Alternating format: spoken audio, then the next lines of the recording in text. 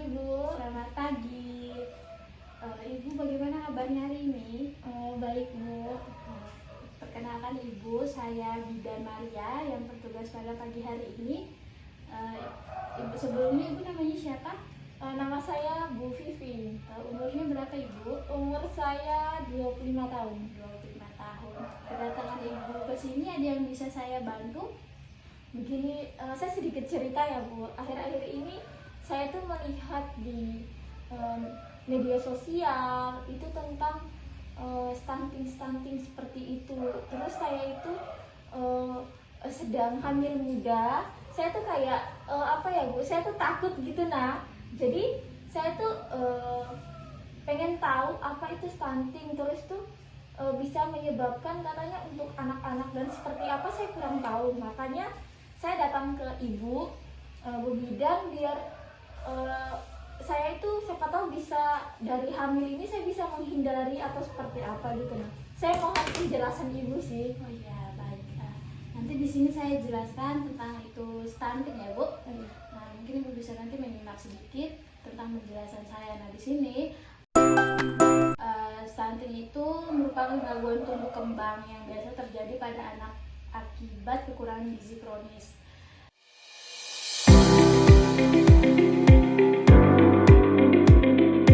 Gejala stunting sendiri itu yang dimana yang pertama itu postur tubuhnya lebih pendek dari anak-anak biasanya. Jadi mungkin dia seumuran sama teman-temannya nih, tapi dia punya pertumbuhan sangat lambat. Sedangkan seusianya temannya itu nanti dia akan bertambah tinggi. Kemudian pertumbuhan tulangnya pun menunda, jadi dia lambat. Kemudian kalau misalnya dari jurnal itu yang saya baca, 20% itu stunting itu dimulai sejak kehamilan. Jadi kalau misalnya ini kan ibu lagi sementara hamil, jadi harus kondisi yang memang gizinya harus seimbang supaya anaknya setelah lahir pun gizinya terpenuhi. Nah, kemudian untuk penyebab stuntingnya itu ada beberapa. Yang pertama itu untuk pengasuhan yang tidak baik. Jadi pada saat dari kehamilan itu pola asuhnya harus baik begitu, Bu. Jadi ibu selalu melakukan pemeriksaan ANC-nya itu secara rutin. Jadi setiap 6 kali. Selalu di USG melihat perkembangan janinnya juga. Kemudian pola gizinya harus terpenuhi. Apakah ibu sudah mengerti untuk penjelasan nutrisi stuntingnya?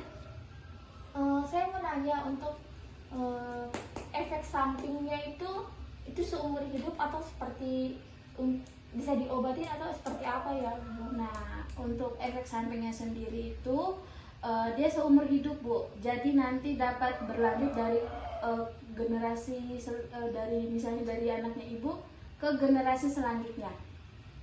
Nah, kemudian untuk anak perempuan sendiri itu dianjurkan untuk mengkonsumsi obat tablet tambah darah. Jadi pada saat dia masih remaja, mungkin ibu bisa memberikan obat tablet tambah darah yaitu FE.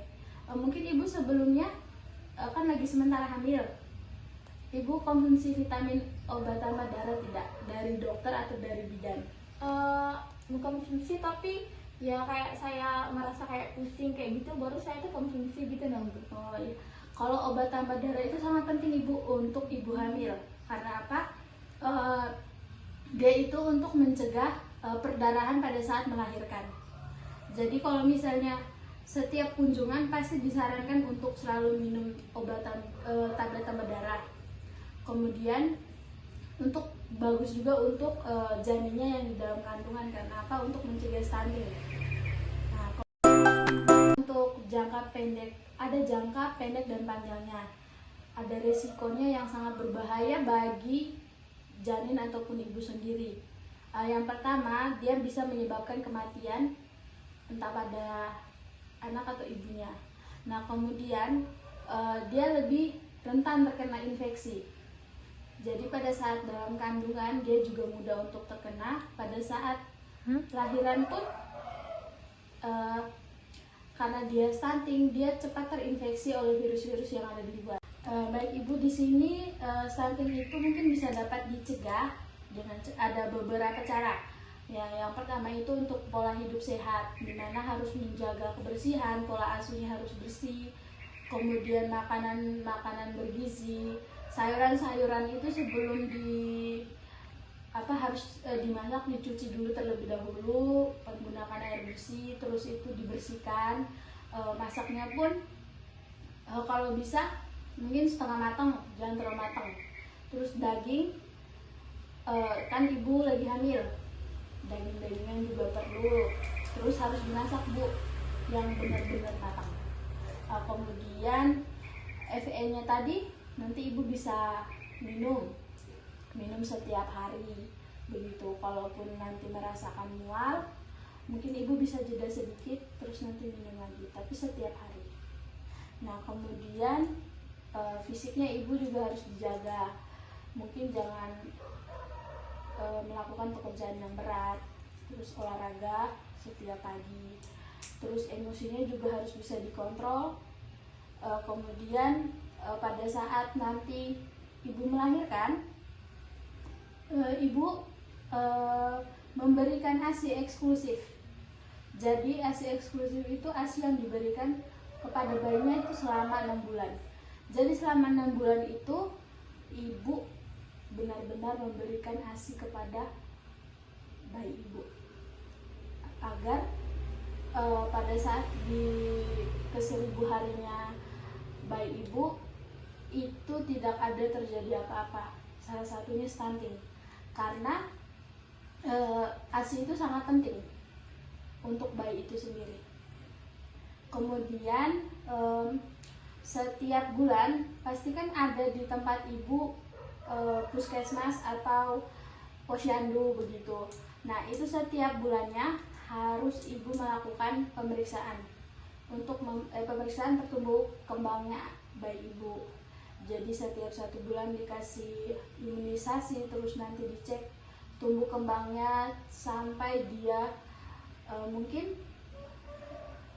selama umur 1 tahun dia sudah mulai apa nih, 2 tahun dia sudah mulai apa. Jadi ibu tahu perkembangan bayi ibu, kemudian mungkin penurunan berat badannya atau segala macamnya, terus nanti konsumsi mungkin dari bidannya sendiri, oh harus ini untuk bisa menambah berat badan itu sendiri. Iya sih Bu Bidan, saya sudah ngerti ya.